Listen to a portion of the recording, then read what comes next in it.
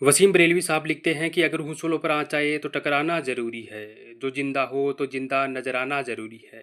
अब इन नई उम्र की खुद मुख्तारियों को ये कौन समझाए कि जीवन में कौन से कार्य करने चाहिए और कौन से कार्यों से बचकर निकलना चाहिए। नमस्कार, स्वागत, अभिनंदन, आदाब, आभार, इस्तकबाल, राम राम, खैर मकदम है प्यारे साथियों। मैं रविंद्र गढ़वाल आप सभी लोगों का हार्दिक स्वागत करता हूँ आपके अपने digital platform study with Ravindra academy पर। प्यारे साथियों, शुरुआत करते हैं आज की सेशन की। तो आज के सेशन में आज अपन एक महत्वपूर्ण विषय पर चर्चा करेंगे साथियों। और वो विषय है कि किसी भी भर्ती परीक्षा को पास करने के लिए क्या एक बेहतरीन रणनीति स्ट्रेटेजी हो सकती है साथियों। अपनी तैयारी के दौरान किस प्रकार हमें कौन कौन से महत्वपूर्ण पहलुओं की हमें ध्यान रखना चाहिए, किस प्रकार हमें तैयारी करनी चाहिए, इन सभी विषयों पर आज के वीडियो लेक्चर में चर्चा करेंगे साथियों। तो आप चैनल पर पहली बार विजिट कर रहे हो तो चैनल को सब्सक्राइब कर लीजिए, साथ में लाइक कीजिए, बेल आइकन को प्रेस कीजिए, ज़्यादा से ज़्यादा अपने दोस्तों के साथ शेयर कीजिए प्यारे साथियों। तो साथियों, चर्चा करते हैं कि बेहतरीन रणनीति क्या हो सकती है, कौन कौन से छोटे छोटे से बिंदु है जो हमें अपनी तैयारी के दौरान उन पर अच्छी तरह से उनका एक नियम के अनुसार उनको फॉलो करना चाहिए साथियों। तो साथियों, आज मैं आपको एक बेहतरीन रणनीति बताऊंगा जो मैंने अपनी तैयारी के दौरान महसूस किया है या जो सीखा है।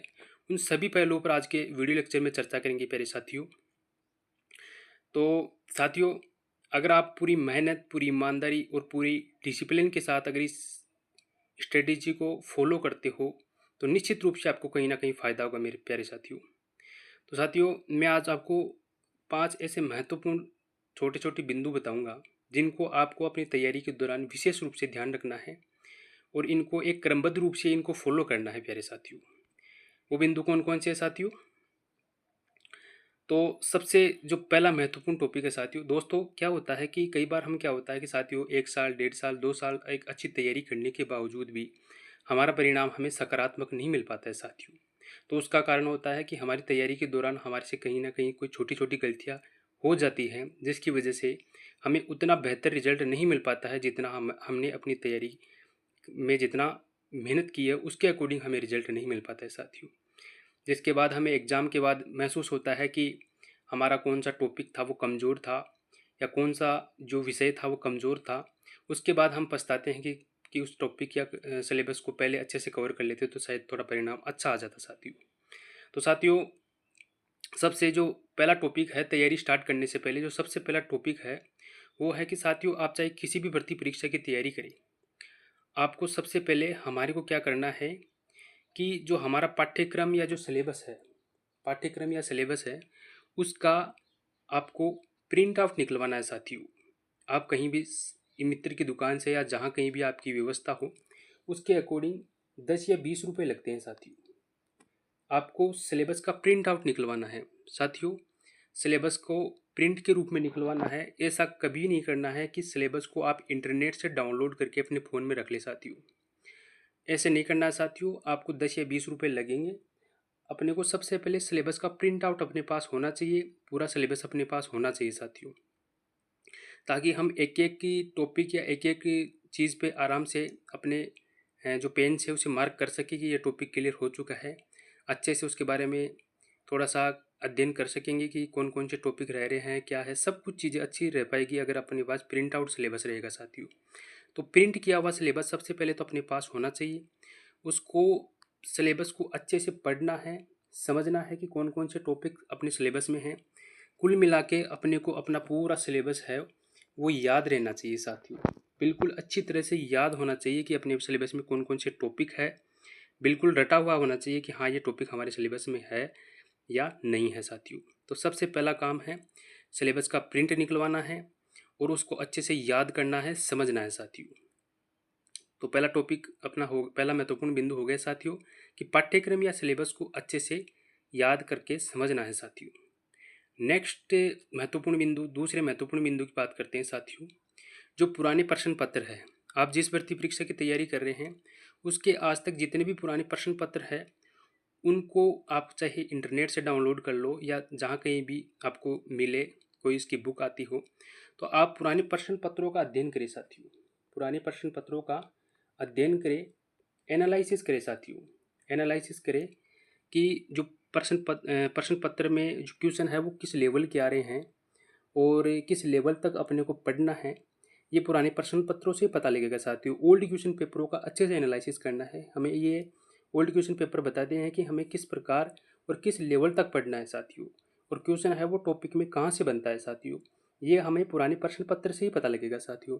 तो दूसरा जो महत्वपूर्ण बिंदु है साथियों, पुराने प्रश्न पत्र, उनका हमें अच्छे से एनालिसिस करना है साथियों, एनालिसिस करना है साथियों। तो दूसरा महत्वपूर्ण बिंदु हो गया साथियों पुराने प्रश्न पत्र। नेक्स्ट महत्वपूर्ण बिंदु की चर्चा करते हैं साथियों कि पाठ्यक्रम को पूरा करने के लिए कोचिंग या बुक की किस किस प्रकार किसके द्वारा अपना जो सिलेबस है उसको कवर करें साथियों। तो दोस्तों इसमें मैं आपको ये कहूँगा कि इसमें आपको अपना स्वयं का निर्णय से अपना स्वयं का जो निर्णय लेना है साथियों। अगर आप न्यू स्टूडेंट हो और आपको अगर आपका सब्जेक्ट ही कमज़ोर है, तो अगर आपको सही लगे तो आप कोचिंग कर सकते हो साथियों। और अगर आप उस भर्ती परीक्षा की पहले कोचिंग कर चुके हो या आपको उसका अच्छे से नॉलेज है, तो आप बुक से या जो आपकी पुरानी नोट्स है उनसे भी आप अपने सिलेबस को पाठ्यक्रम को अच्छे से कवर कर सकते हैं साथियों। बाकी अगर आपका सब्जेक्ट कमज़ोर है, न्यू स्टूडेंट है आप, तो आप कोचिंग कर सकते हैं साथियों। इसके लिए मैं आपको ये कहूँगा कि इसमें आपको अपना स्वयं का निर्णय लेना है साथियों।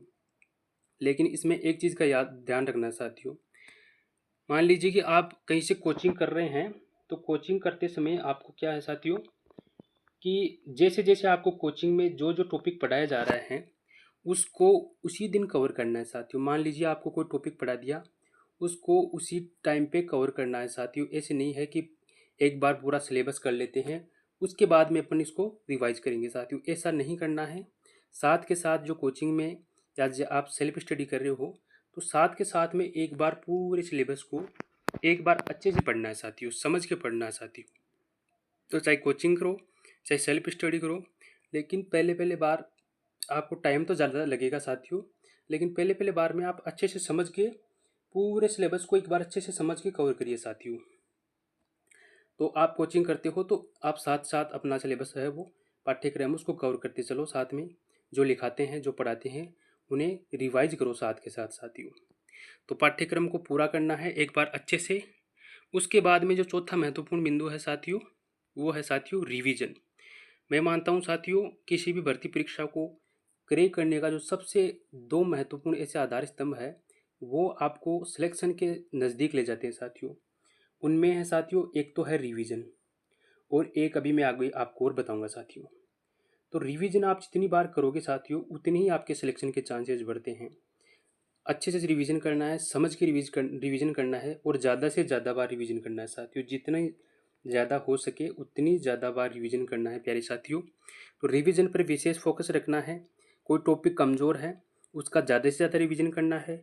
कोई टॉपिक अपना मान लो कि समझ नहीं आ रहा है तो कि कहीं से भी हेल्प लेके कोई वीडियो देख के या यूट्यूब से हेल्प लेके अच्छे से करना है। कोई भी टॉपिक छोड़ना नहीं है साथियों, जितना अपने से कवर हो सके सारा कवर करना है साथियों।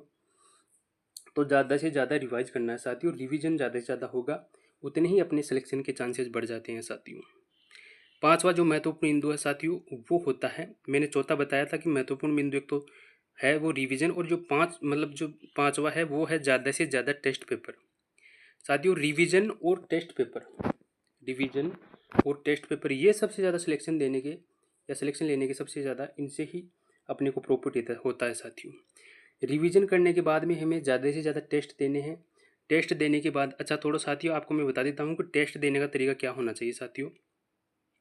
मान लीजिए कि अपन कोई टेस्ट दे रहे हैं उसमें 150% है साथियों, 150% है। तो मान लीजिए कि अपन ने एक टेस्ट दिया उसमें अपने 150% आए टेस्ट के अंदर, उसमें से अपने 100 क्वेश्चन है वो राइट हो गए साथियों। मान लीजिए कि 150 में से 150 में से 100 क्वेश्चन है वो राइट हो गए साथियों। तो हम क्या कर देते हैं, हम देखते हैं कि हाँ 100 क्वेश्चन सही हो गए, और अपन उस चीज़ को वहीं रख देते हैं या उस टेस्ट को वहीं छोड़ देते हैं। ये सबसे बड़ी गलती है साथियों हमारी। हमें क्या करना चाहिए, हमें ये नहीं देखना है साथियों कि हमारे 100 क्वेश्चन सही हो गए। बाकी साथियों हमें ये देखना है कि हमारे जो 50 क्वेश्चन गलत हुए हैं ना, वो कहाँ से गलत हुए हैं। उन 50 क्वेश्चनों का एनालिसिस करना है।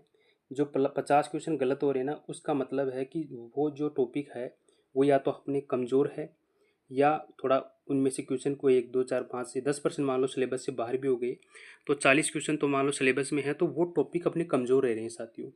कुल मिला के इन 50 क्वेश्चनों का अच्छे से एनालिसिस करना है, देखना है कि कौन से टॉपिक से ये 50 क्वेश्चन है वो गलत हुए हैं, तो उनका अच्छे से एनालिसिस करना है। और उन 50 क्वेश्चनों वाले जो टॉपिक है ना जो कमज़ोर हैं, उनकी एक अलग से आप चाहो तो उनका अलग से सिलेबस तैयार कर सकते हो और उनका अच्छे से एक बार रिवाइज कीजिए साथियों। जो 50 क्वेश्चन गलत हुए ना, उन टॉपिक्स का अच्छे से रिवाइज कीजिए साथियों। तो देखना आपका जो इम्प्रूवमेंट अपने आप ही हो जाएगा। आपके जो नंबर है वो 100 से लेकर 110 तक अगले टेस्ट में आपको अपने आप ही देखने को मिल जाएंगे, अगर आप इन 50 क्वेश्चनों वाले मैटर पर कार्य करते हो साथियों। तो पांचवा टॉपिक है ज़्यादा से ज़्यादा टेस्ट पेपर देना है। और टेस्ट देने का जो मैंने आपको तरीका बताया है, 150 क्वेश्चनों में 100 क्वेश्चनों वालों पे ज़्यादा एनालिसिस नहीं करना है। बाकी जो 50 क्वेश्चनों में नंबर कट रहे हैं ना, उन पे एनालिसिस करना है साथियों। फिर देखना आपके टेस्टों में नंबर भी बढ़ेंगे और आपके जो कमज़ोर टॉपिक है वो भी आपके तैयार हो जाएंगे साथियों। तो साथियों 5 महत्वपूर्ण बिंदु कौन से हैं, एक बार फिर से मैं आपको बताने जा रहा हूँ। सबसे पहले तो प्रिंट निकलवाना है, सिलेबस या पाठ्यक्रम का अच्छे से एनालिसिस करना है, याद करना है साथियों। ठीक है साथियों। उसके बाद नेक्स्ट जो टॉपिक है, वो नेक्स्ट महत्वपूर्ण बिंदु है साथियों, वो है ओल्ड क्वेश्चन पेपर। पुराने प्रश्न पत्रों का अध्ययन करना है, जितनी भी बार आज तक वो परीक्षा में जो क्वेश्चन पूछे गए हैं जिसकी अपन तैयारी कर रहे हैं, उन क्वेश्चनों का एनालिसिस करना है, किस लेवल तक क्वेश्चन आ रहे हैं साथियों।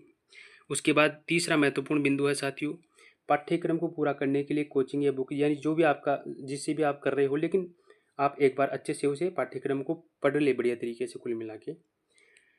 चौथा महत्वपूर्ण बिंदु है साथियों, जो रिवीजन है, रिवीजन ज़्यादा से ज़्यादा करना है, जितना हो सके रिवीजन करना है। जो टॉपिक कमज़ोर है उनका ज़्यादा से ज़्यादा रिवीजन करना है साथियों। इसके बाद पांचवा जो महत्वपूर्ण बिंदु है साथियों, ज़्यादा से ज़्यादा टेस्ट पेपर लगाने हैं साथियों। और जो टॉपिक कमज़ोर है उन पर ज़्यादा अच्छे से कार्य करना है, तो आपका जो परिणाम है वो ज़्यादातर सकारात्मक रहने के चांसेज रहेंगे प्यारे साथियों। और एक बात आप ध्यान रखिए साथियों, इन पांचों टॉपिकों को आपको क्रम से फॉलो करना है। ऐसे नहीं है कि आपने पाठ्यक्रम नहीं पढ़ा और डायरेक्ट ही आप पाठ्यक्रम को मतलब पुराने प्रश्न पत्र और पाठ्यक्रम को अच्छे से नहीं देखा और उसके पहले आप अपने पाठ्यक्रम को बुक उठाई और उसको रीडिंग करने लगे साथियों। ऐसा नहीं करना है, तभी तो हमारी गलतियाँ हो जाती है कि हम ऐसे ही पढ़ते उठा के ना टेस्ट देते हैं, ना रिवीजन करते हैं, ना पाठ्यक्रम का एनालिसिस करते हैं, ना पुरानी क्वेश्चन प्रश्न पत्र देखते हैं। तो इस वजह से हमारी छोटी छोटी गलतियाँ हमें हमारे एग्जाम हॉल में हमें एहसास करवाती है, या फिर हमारे परिणाम के बाद हमें एहसास करवाती है कि हाँ इस वजह से हमारा परिणाम है वो अच्छे से नहीं हो पाया साथियों। मैं उम्मीद करता हूँ कि अगर आप इन पांचों टॉपिकों को अगर फॉलो करते हो निश्चित रूप से अपनी स्ट्रेटेजी में, तो बिल्कुल आपको चाहिए से खुद आप महसूस करके देख लेना साथियों। ईमानदारी से फॉलो करोगे तो निश्चित रूप से आपको फ़ायदा होगा साथियों। लेकिन एक क्रम से फॉलो करना है साथियों। याद रखिएगा साथियों, पाठ्यक्रम या सिलेबस, उसके बाद पुराने प्रश्न पत्र, इसको दिमाग में याद रखना साथियों। फिर पाठ्यक्रम को पूरा करना है, फिर रिवीजन करना है, फिर ज़्यादा से ज़्यादा टेस्ट देना साथियों। तो उम्मीद करता हूँ साथियों 5 टॉपिक आप अच्छे से समझ गए होंगे। उसके बाद में आपका परिणाम बेहतरीन देखने को मिलेगा साथियों। और जो विद्यार्थी अपने आप के साथ ईमानदारी बरतता है निश्चित रूप से सफल होता है साथियों। ये 5 टॉपिक आप गांठ बांध लीजिए और किसी लाइब्रेरी का कोना पकड़ लीजिए, बेहतरीन तरीके से तैयारी कीजिए साथियों। आज के ज़माने में पता है साथियों, असफलता है वो साथियों अपाइज होती है सफलता। असफलता में कोई किसी का साथ नहीं देता साथियों। याद रखना, एक समय के बाद हमारे घर वाले भी हमारे साथ छोड़ देंगे साथियों, अगर हम सफल नहीं होते हैं साथियों। तो लगे रहिए अपनी तैयारी के दौरान बढ़िया तरीके से। ये 1 2 साल है, बाकी ज़िंदगी सुधर जाएगी साथियों। संघर्ष हर व्यक्ति के जीवन में है, संघर्ष करेगा वही जीतेगा साथियों। बाकी इस दुनिया में जो भी व्यक्ति आया है उसको संघर्ष तो करना है साथियों, चाहे आप कुछ भी कर लो साथियों। हर आदमी को संघर्ष करना है साथियों, क्योंकि भगवान स्वयं भी संघर्ष से नहीं बच पाए हैं साथियों। संघर्ष तो उन्हें भी करना पड़ा है साथियों। तो संघर्ष से मत घबराइए, असफलता से मत घबराइए साथियों। लगे रहिए। जो कोई भी आपको कुछ कहता है, बिल्कुल भी किसी चीज़ पे फोकस नहीं करना है, सिर्फ आपको अपने लक्ष्य पे फोकस करना है और अपनी किताबों के साथ बने रहिए, जुड़े रहिए। जब सफल होगे तो आप जितनी भी बार असफल हो रहे हो, आपकी सारी असफलताएं हैं वो कहीं ना कहीं एक सफलता के नीचे दब जाएगी साथियों। उसी दिन आपका वो कहते हैं ना साथियों कि आप 10 बुरे कर्म करके एक ज़्यादा अच्छा कर्म कर दो, तो आपके 10 बुरे कर्म वहीं दब जाते हैं साथियों। तो जिस दिन आपका किसी पीडीएफ में रोल नंबर दिखेगा ना साथियों, उस दिन आपकी सारी असफलता जो है वो धुल जाएगी साथियों, दब जाएगी वहीं पे। तो लगातार प्रयासरत रहिए, एक ना एक दिन आपको आपके संघर्ष का परिणाम ज़रूर मिलेगा, और इस प्रकार मिलेगा कि वास्तव में आपको एहसास हो जाएगा कि जो मैंने किया है उसका परिणाम मुझे कहीं ना कहीं मिला है साथियों। और जो प्रयास करते हैं उनको मिलते हैं साथियों, क्योंकि ऐसे बहुत से लोग हैं जो बार बार असफल होने के बाद भी सफल होते हैं साथियों। तो बिल्कुल भी कतई असफलता से नहीं घबराना है, क्योंकि साथियों सफलता का जो रास्ता है वो असफलता से ही होता है साथियों। तो लगातार मेहनत करते रहिए और लगातार अपने आप को मोटिवेट रखिए, संघर्ष करते रहिए, संघर्ष से बिल्कुल भी नहीं डरना है साथियों। मिलते हैं एक नेक्स्ट सेशन में, और जो मैंने रणनीति बताई है उसको फॉलो करना है, अच्छे से फॉलो करना है, क्रम से फॉलो करना है साथियों। मिलते हैं एक नेक्स्ट सेक्शन में, तब तक के लिए टाटा बाय बाय साथियों।